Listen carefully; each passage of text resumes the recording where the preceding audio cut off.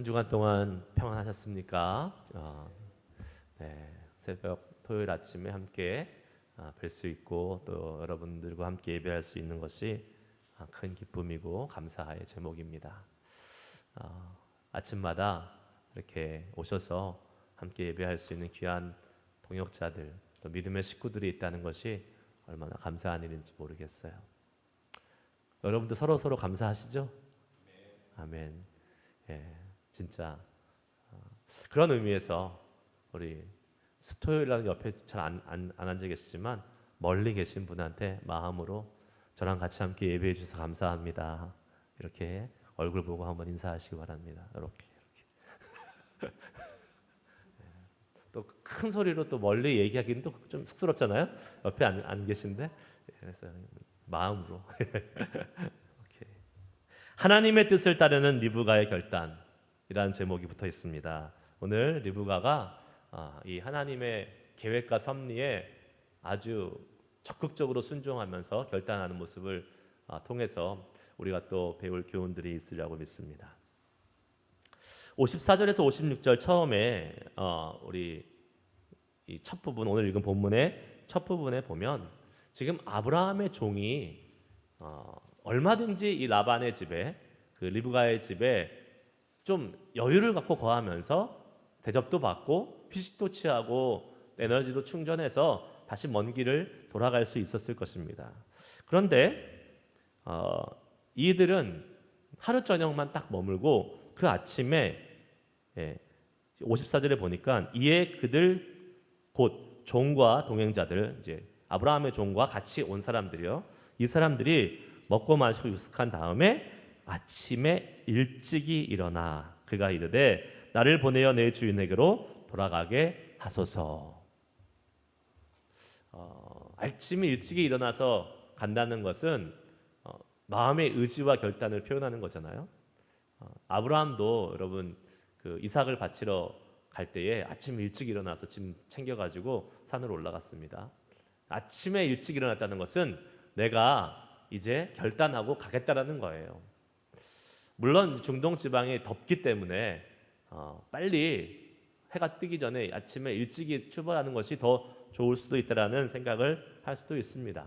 그러나 우리가 생각해야 될 영적인 관점에서 아침에 일찍 일어났다는 것은 그만큼 자기에게 맡겨진 사명을 감당하기를 원했던 이 종의 모습을 볼 수 있는 것입니다. 이 종은 여러분 아시다시피 지금 리브가의 집에서 환대를 받습니다. 억지로 그냥 대접하는 게 아니잖아요. 그 라반이 얼마나 이 머리가 잘 돌아가는 사람입니까? 그 리브가의 누이 라반, 아주 계산에 철저한 사람이잖아요. 이제 이 온 종이 돈도 있겠다.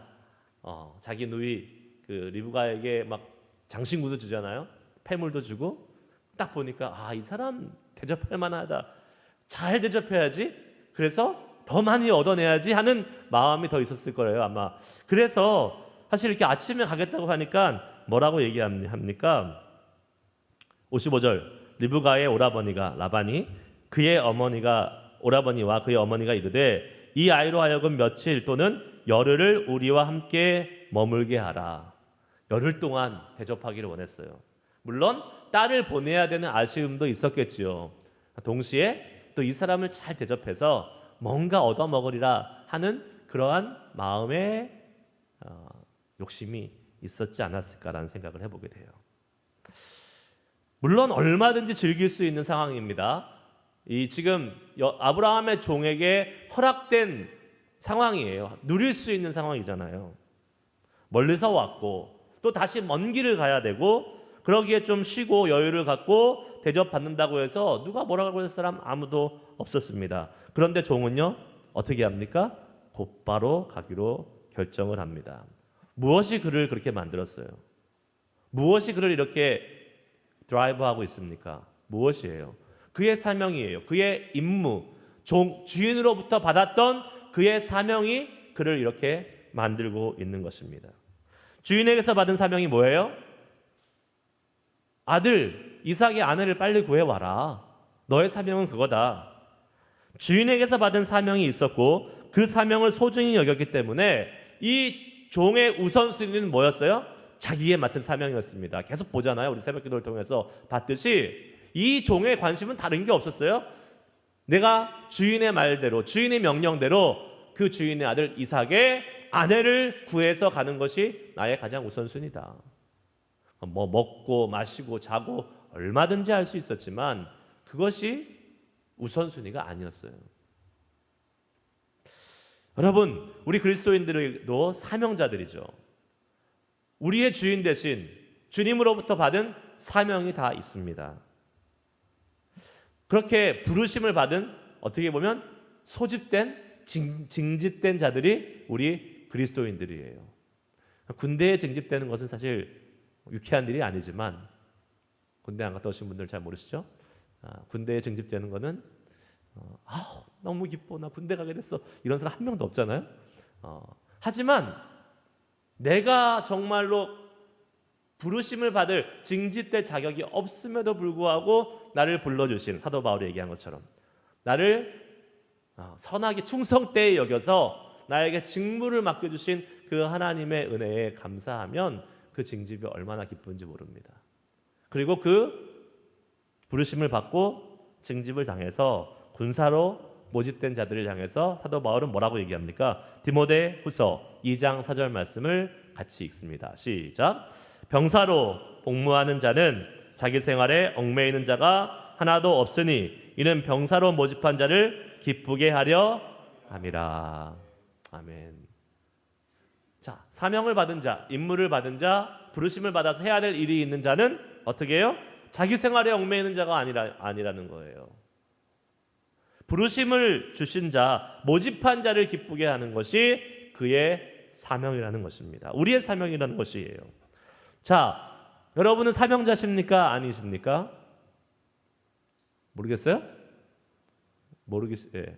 사명자예요? 아멘. 네, 사명자예요. 이 땅에 아무 목적이나 아무 의미 없이, 다른 말로 사명 없이 온 사람은 한 사람도 없습니다. 그런데 문제는 그 사명을 깨닫고 살고 있는 사람은 그렇게 많지 않다는 것이고, 그 사명을 깨달았음에도 불구하고 그 사명에 맞춰서 걸맞게 살아가는, 사명을 감당하는 사람은 또 더 적다는 사실이에요. 우리에게 필요한 것, 먼저 사명을 깨닫는 것입니다. 내가 내 사명이 무엇인지를 알아야지 그 사명에 맞게 살아야 될 거 아니에요. 여러분 사명자라고 다 예스 끄덕끄덕 하셨어요. 어떤 사명을 갖고 계세요? 어떤 사명? 두리뭉실하게 하나님의 영광을 위해 사는 사명, 그렇게 누구나 다 얘기할 수 있습니다. 그런 두리뭉실한 거는 별로 의미가 없어요. 여러분 개인한테 나에게 주신 하나님의 사명이 있다니까요. 물론 우리는 하나님의 나라와 하나님의 의를 위해서 산다라는 큰 대의 명분이 있습니다. 큰 사명이 있어요. 어떻게?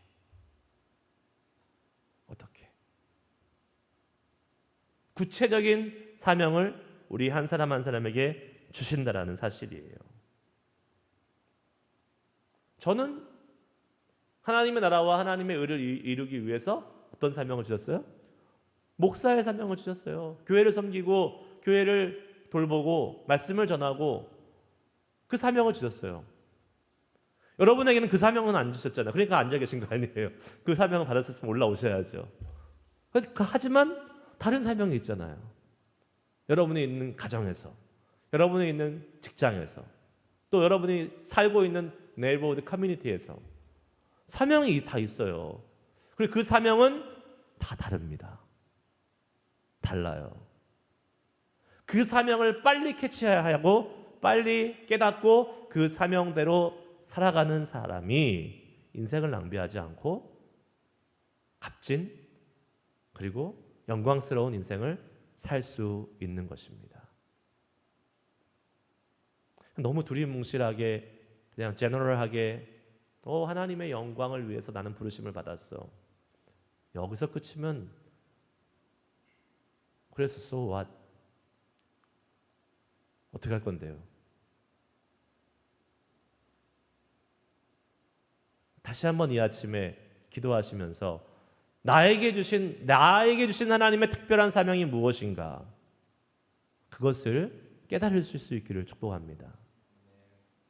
그 사명은 나의 그 환경과 시간과 나의 연령대와 또 나의 여러 가지 그런 어떤 모습이 바뀌면서 하나님이 그 새로운 사명을 계속 부여해 주실 수 있어요. 한 번 받았다고 끝나는 게 아니라 계속 주님께 묻고 계속 내가 어떻게 주님의 사명을 감당하는 자로 살아갈 수 있을지 생각하는 것이 중요하다는 사실입니다. 그리고 그 사명을 깨달았으면 어떻게 해요? 방금 읽었던 디모데후서 2장 4절처럼 우리는 사사로운 개인의 삶에 얽매여 있는 삶을 사서는 안 돼요. 개인의 삶을 무시하라는 게 아닙니다. 우리의 개인의 삶의 영역이 있습니다. 하지만 그것이 우선순위가 돼서는 안 된다는 겁니다. 내가 받은 사명을 위해서 때로는 내 개인의 삶도 희생할 수 있어야 된다는 겁니다. 왜요? 더 소중하고 더 가치 있고 더 영원한 것을 위해서 우리는 살아야 되는 사람이기 때문에 그렇습니다.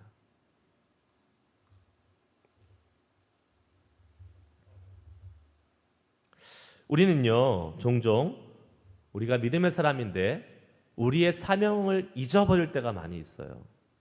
이미 이제 사명을 받은 사람들. 그냥 세상에서 우리는 많이 살잖아요. 세상에서 일하고 세상 사람들과 지나고 말씀드렸듯이 교회에서 지내는 시간이 적습니다. 아주 제한적 시간이에요. 그러다 보니까 내가 만나는 사람, 내가 같이 함께 시간을 보내는 사람이 크리스찬들이 아닌 넌 크리스찬들이 많게 되고 그러다 보면 나도 모르는 사이에 그들의 영향을 받게 됩니다. 내가 줘야 되는데 반대로 받을 때가 많다라는 거예요. 그러면 나도 모르게 나의 사명을 잊어버릴 때가 있다라는 거예요. 그 사명이 흐려져요. 그러면 어떻게 됩니까? 그냥 사는 거예요. 아무 생각 없이 오늘도 하루를 그냥 아무 생각 없이 살았어요. 오늘도 주님과 상관없는 하루를 또 사는 거예요. 그렇게 매일매일 시간이 지나가면 금방 시간이 갑니다. 그렇죠. 우리 연세 있으신 어르신들 돌아보면 휙 지나갔잖아요. 언제 내가 70, 80이 되었어? 이렇게 생각하시잖아요. 그 금방 지나가는 그 시간을 아무 생각 없지는 않겠죠. 하나님의 사명을 잊어버린 채 지나간다면 나름대로 열심히 살았다고 하지만 그 인생은 하나님 앞에서는 의미 없는 인생이 될 수밖에 없더라는 거예요. 우리는 하나님으로부터 받은 사명을 소중히 여기고 그것을 가장 큰 우선순위로 놓고 살아야 될 줄 믿습니다. 아멘. 두 번째 58절 한번 보겠습니다. 저만 그런가요? 소리가 너무 좋은데요? 집사님 안 만져도 될 것 같아요. 여기 나오는 소리는 너무 좋아요. 네. 모니터가 좋아졌나 봐요. 제 목소리에 제가 은혜 받고 있어요 지금. 네. 소리가 너무 좋습니다. 감사하다고요. 네. 58절 읽겠습니다. 시작. 리브가를 불러 그에게 이르되 내가 이 사람과 함께 가려느냐? 그가 대답하되 가겠나이다. 아멘. 지금 열흘 더 있으라고 제안을 했잖아요. 그런데 그러면 당신이 굳이 가겠다고 하면 그냥 억지로 보낼 수는 없고 그 당사자한테 물어봐야 되지 않겠습니까? 갈지 안 갈지 리브가한테 물어봅시다. 물어봤더니 뭐라고요? 내가 이 사람과 함께 가려느냐? 그가 대답하되 가겠나이다. 리브가의 선택은 곧바로 따라가는 것이었습니다. 단호하고 주저함 없이 함께 떠나기로 결정합니다. 자, 리브가는요. 여러분은 리브가 입장으로 생각해 보세요. 그냥 멀리서 종이 한 사람이 왔어요. 내 종이 와서 지금 내 아들 신부감 구해 오래. 너가 선택됐어. 가자. 이거 아니에요 지금. 여러분 같으면 갈 수 있겠어요? 듣도 보지도 못하는 사람, 또 내가 결혼할 사람이 누군지도 모르는데, 그리고 가야 될 땅이 어떤 곳인지도 모르는데 갈 수 있겠습니까? 못 가는 거죠. 인간적인 생각으로는 절대 갈 수 없어요. 그런데 무엇이 리브가를 이렇게 단호하게 결정하고 즉각적인 순종으로 만들었을까요? 저는 그것이 바로 이 종의 간증을 통해서라고 생각을 합니다. 종이 지금 계속 설명하잖아요. 지금 우물가에서도 설명하고 지금 또 뭐예요? 집에 와서도 그 라반과 그 식구들에게 리브가도 있었겠죠. 설명합니다. 내가 이렇게 여차해서 왔고 여기 와서 나에게 물을 마시게 하는 자, 나의 낙타에게도 물을 주는 그 여인이 하나님이 나에게 선택해 주신 여인이라고 생각하고 데리고 갈 것입니다 라고 쭉 설명하고 자신의 삶을, 자신의 그 있었던 일을, 스토리를 간증을 하는데 그게 너야. 너가 그렇게 했잖아. 리브가는 몰랐어요. 자기가 하나님의 이 뜻에 참여하기 위해서 이렇게 하고 있는지 몰랐어요. 하지만 그 종의 간증을 듣고 보니까 맞네, 나네, 내가 선택받은 그 여인이네. 그 종의 기도와 간증을 통해서 리브가는 하나님의 뜻을 확신했던 것입니다. 그리고 그 확신이 들자 어떻게 된 거예요? 주저함 없이 결정하고 따라가는 겁니다. 가야 돼. 나 갈 건데 갈 거야? 예스. 순종하고 따라가는 거죠. 순종할 때는요, 하나님의 뜻을 깨달았으면, 하나님의 뜻을 분명히 알았으면 그 다음에 순종하는 거잖아요. 하나님이 이렇게 하기 원하시는데 그때 우리에게 필요한 것이 뭔지 아십니까? 기도요? 아니요. 그때는 기도하는 게 아니에요. 하나님 뜻을 이미 알았다니까요. 뭘 또 기도해요? 또 기도한대요. 기도해 보겠습니다. 아니, 하나님의 뜻을 알았는데 뭘 또 기도하는 거예요. 그렇게 기도하면 뭔지 아세요? 대부분 그 다음에 안 한다 그래요. 안 할 이유를 찾으려고 기도하는 거거든요. 예? 이걸 해야 되는 건 알아요. 하나님 뜻이라는 거 알아요. 근데 또 기도해 보겠대요. 왜요? 하기 싫으니까.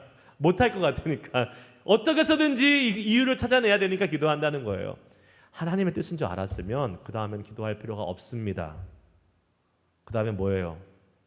즉각적인 순종이에요. 그것밖에 없는 거예요. 예.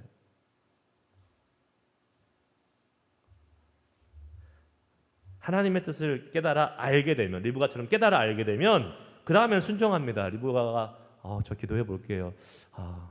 당신은 조금 더 있으라 그러고 저기 우리 집 사람들은 열흘 더 있으라 그러니까 누구 말이 맞는지 한번 더 기도해 볼게요. 안 했어요. 그냥 가는 겁니다. 하나님 뜻을 알았으면 가는 거예요.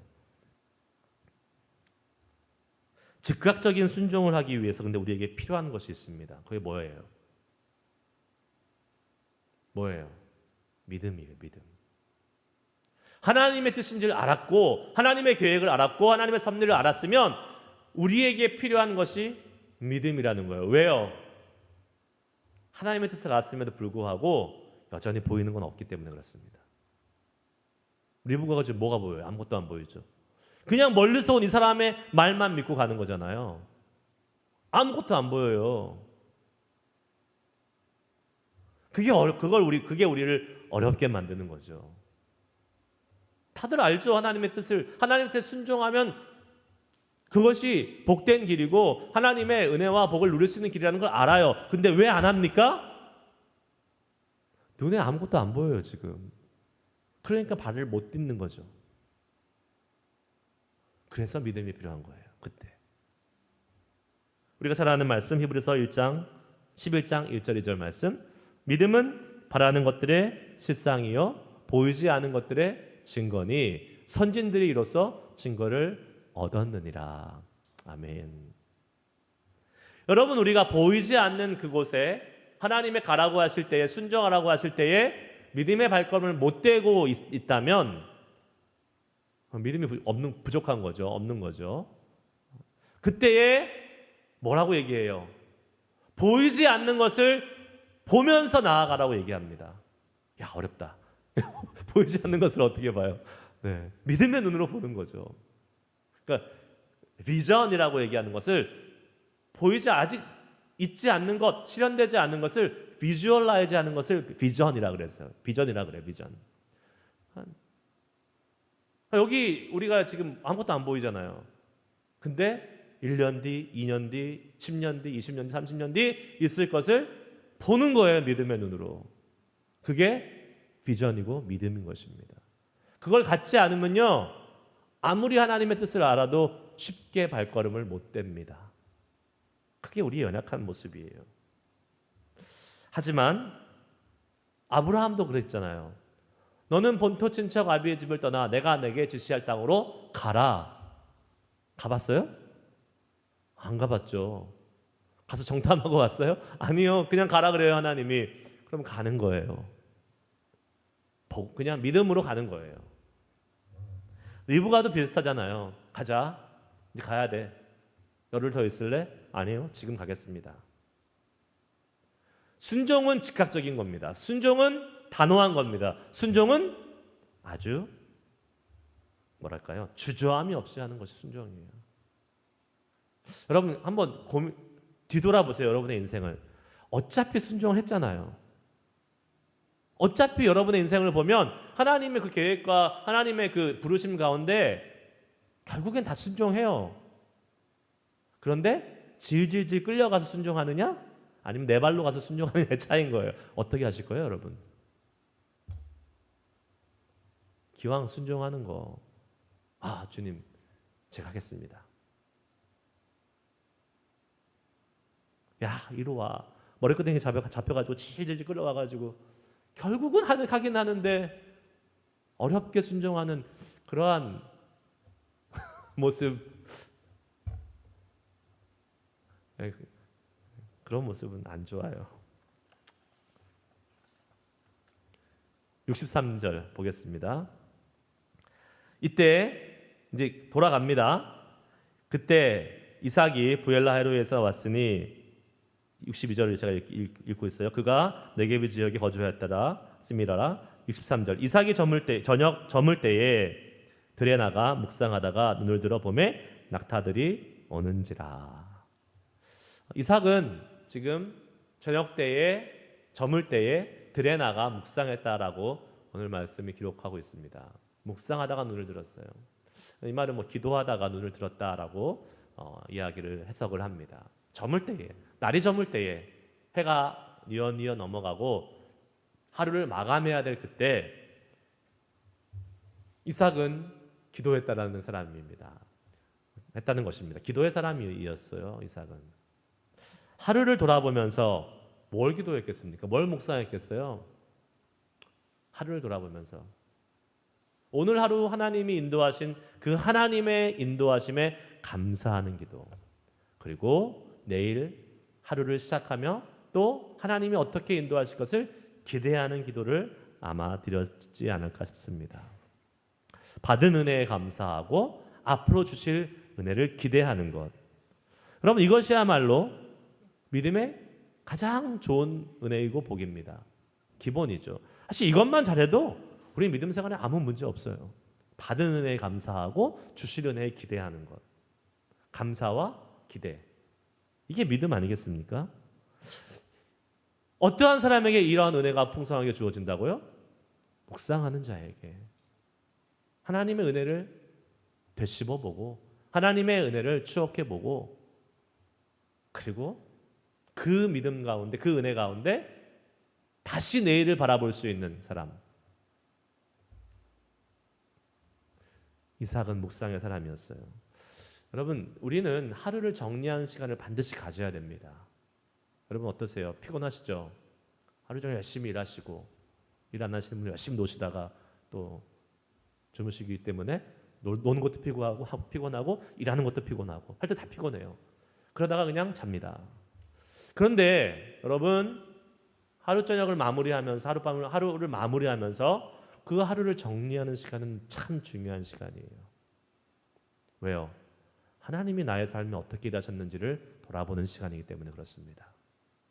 그리고 그 다음날 새벽에 일어나서 아침에 가장 이른 시간에 또 주님 앞에 나아가서 오늘 하루 함께 하실 주님을 기대하고 그 시간을 주님 앞에 드리는 것도 중요한 시간입니다. 이렇게 반드시 묵상하는 시간을 가져야 되는 거예요.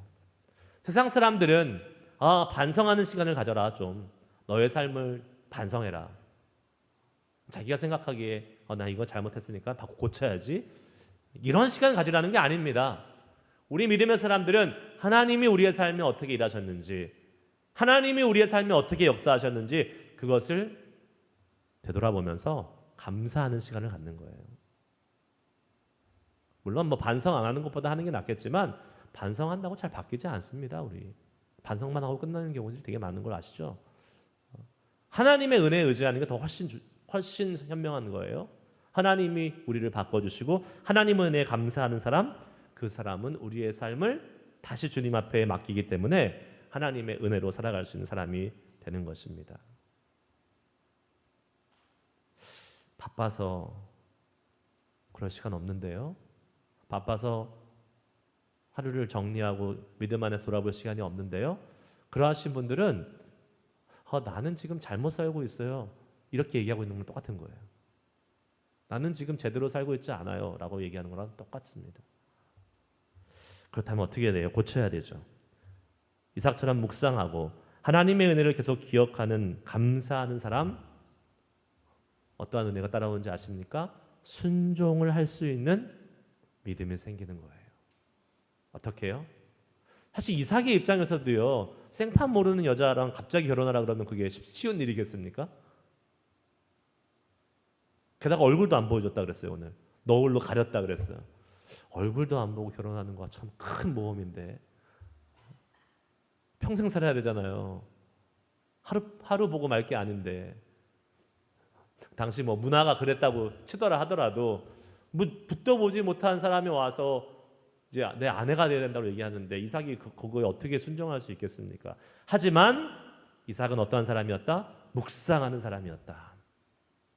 하나님의 섭리와 하나님의 은혜와 하나님의 계획하심을 알았기 때문에 이삭도 순종할 수 있었던 거예요.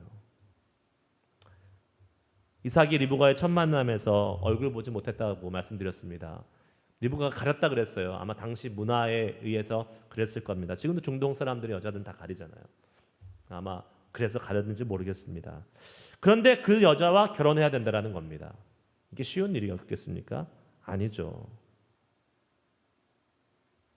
그런데 이삭은 어떻게 리브가를 순순히 아내로 맞아들일 수 있었을까? 물론 묵상하는 사람, 기도하는 사람이었던 것도 하나의 이유고 또 한 가지 이유가 있습니다. 66절 보겠습니다. 66절 같이 읽습니다. 시작. 종이 그 행한 일을 다 이삭에게 아뢰매. 아멘. 종이 또 간증합니다. 간증하는 거예요. 거기 지금 가서 있었던 일을, 먼 길 가가지고 아브라함의 고향에 가서 리브가를 만나고 그 집에 라반과 어머니 가족들을 만나고, 야, 주인 아들이죠. 주인 아들님, 내가 이렇게 기도했는데 하나님께서 기도한 대로 여인을 보내주셨어요. 그리고 그 여인이 주저함 없이 날 따라왔어요. 빼도 박도 못하게 만들었어요. 이 종이 간증하는 거예요. 간증의 능력은 놀랍습니다. 하나님 행하실 일들을 나누는 건 놀라운 거예요. 그래서 여러분들 주님의 은혜를 경험하시면 나 혼자 갖고 있으면 절대 안 돼요. 나누셔야 됩니다. 그래서 우리 선교회 모임할 때, 주일날 미팅할 때 나누시라는 거예요. 뭘 나눠요? 하나님의 은혜를 나누라는 겁니다. 내 삶에 역사하셨던 하나님의 은혜를 나누라는 거예요. 이번에 그 노예 다녀왔잖아요. 노예 때 어떤 장로님이 한 분 나눔의 시간에 있어서 나누셨어요. 그분이 이렇게 얘기하셨어요. 저희 교회에서는 2주 지난 거는 나누지 말라고 합니다. 2주 지난 간증, 뭐 한 달 전에, 1년 전에, 2년 전에, 그게 무슨 간증이냐고. 그건 다 지나간 거고 옛날 거 울거먹지 말고 2주 안에 있었던 따끈따끈한 하나님의 간증을 나누라는 거예요. 그거 없으면 여러분의 삶을 한번 점검해 봐야 된다는 거예요. 하나님과 매일 동행하고 매일 은혜 주시는 하나님인데 2주 안에 받은 간증이 없어? 그럼 문제 있는 삶이라는 겁니다. 여러분 2주 안에 받은 은혜가 뭐예요? 있으세요? 있어야 돼요. 나누세요. 그리고 그 나눔을 통해서 다른 사람의 믿음에 확신을 심어주고 그 사람이 믿음으로 더 나아갈 수 있는 그러한 격려와 용기와 도움을 줄 수 있는 것입니다. 이삭은 묵상하는 사람이었고 종을 통해서 하나님이 하셨던 일을 들었습니다. 그리고 그것을 통해서 데려온 듣도 보지도 못한 여인을 아내로 맞이하는 순종을 하게 되는 거죠. 하나님이 데리고 오신 여인이었으니까. 그리고 그 순종을 통해서 어떠한 일이 벌어져요? 아브라함이 주셨던 자손의 복이 이제 이삭과 리브가를 통해서 이어지게 되는 것입니다. 할렐루야. 다음 세대가 이제 일어나는 거예요. 아브라함의 세대는 저무입니다. 여러분, 아무리 믿음이 좋은 사람, 아무리 하나님과 동행하는 사람도 그 세대는 저물게 돼 있어요. 이제 이삭과 리브가의 시대로 넘어가는 겁니다.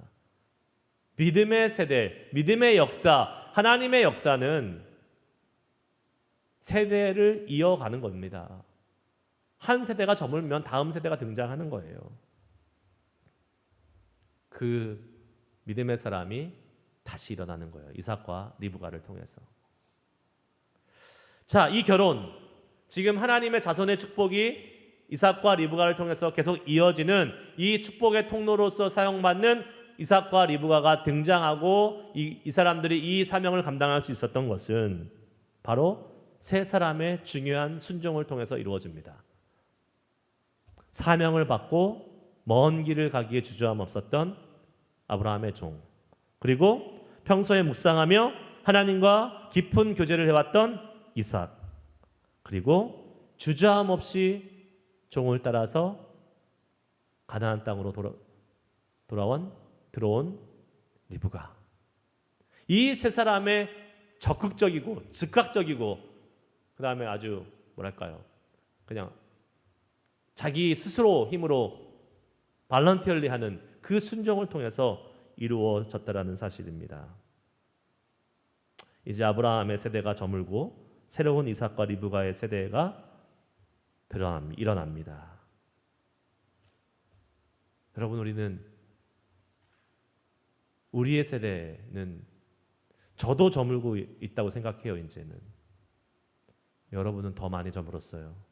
그러면 한 명 빼고 그러면 이제는 우리의 믿음의 흐름, 믿음의 연속성, 하나님의 축복의 이어짐이 어디로 가야 되는 거예요? 다음 세대로 가야 되는 거예요. 이제는 그거 놓치면 안 됩니다. 반드시 우린 기억하고 우리는 그 사명을 일깨워주는 거예요. 계속 아브라함처럼 종에게 사명을 부여하고 이렇게 해야 되고 이 사명을 향해서 살아가야 되라고 축복하고 기도해주고 서포트해주고, 그리고 믿음의 세대들이 일어나서 그 사람들을 통해서 하나님의 역사가 이어지는 것, 그것이 우리의 사명인 줄 믿습니다. 기도해 주세요. 새로운 믿음의 세대가 일어날 때는 우리가 주님을 위해서 헌신하고 우리가 뜨겁게 주님을 경험했던 것보다 비교할 수 없을 정도로 훨씬 더 헌신하고 훨씬 더 능력이 있는 다음 세대들이 일어날 수 있도록 더 큰 주님의 영광을 취하고 누리고 올려드릴 수 있는 그러한 우리의 다음 세대들, 믿음의 세대들이 세워질 수 있도록 기도할 수 있는 우리 모두가 될 수 있기를 주의 이름으로 축복합니다. 기도하시겠습니다. 자, 우리 한번 찬양하시면서 믿음에 믿음을 더하여 이 찬양 부르시고 기도할 겁니다. 순종을 통해서 하나님이 하신 일들을 우리가 봤습니다. 그런데 그 순종은 그냥 이루어지지 않고 보이지 않는 한 것을 향해서 믿음의 발걸음을 뗄 때 이루어진다라고 말씀드렸어요. 여러분들에게 주신 사명이 무엇입니까? 그 사명을 이 시간 다시 한번 확실하게 분명히 하는 시간 됐으면 좋겠고요. 또 그 사명을 이루기 위해서 하나님이 여러분에게 원하는 순종의 발걸음이 있습니다. 그런데 보이지 않기 때문에 가지 못하는 망설이고 있는 경우들이 있잖아요. 그럼 우리도 주님 믿음에 믿음을 더하셔서 순종하며 나아가서 그 주님의 사명을 이루고 놀라운 주의 은혜와 복을 누릴 수 있는 믿음의 사람들 되게 하여 주시옵소서 소망하며 오늘 말씀 기억하면서 기도하도록 하겠습니다. 찬양하십니다.